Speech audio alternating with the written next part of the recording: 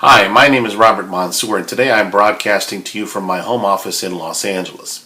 One of my areas of practice is personal injury, and I want to share a brief story with you regarding how important it is to mention all of your injuries to every single doctor that you go to after a personal injury case.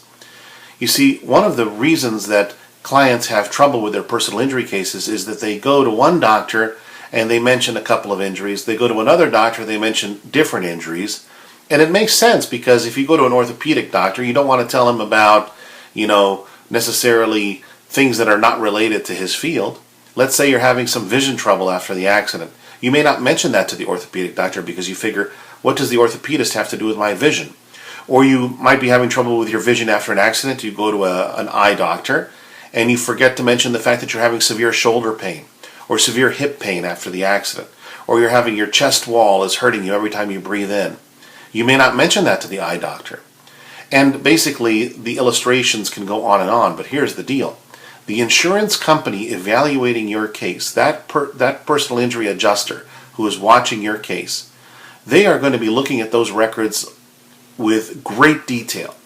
They're going to see, what did this person complain of? What was this person complaining of at this doctor? What did they complain of at this doctor? And here's the short nugget here, to the takeaway, if you will. If something is not in the medical records, it's like it never happened. That's right. If something is not in the medical records, the insurance adjuster simply won't consider it. As a matter of fact, sometimes they will use the discrepancies against you. They will say, well, you didn't mention that injury to this doctor, but you mentioned it to this doctor. We don't understand the difference. Why did you just introduce that injury?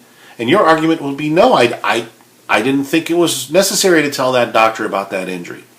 But again, this will be used against you. So basically what you want to do is every time you go to any doctor for any personal injury case, especially if there's an intake form that you need to fill out, take that opportunity to tell the doctor every single thing that bothers you. Start with your hair and move your way all the way down.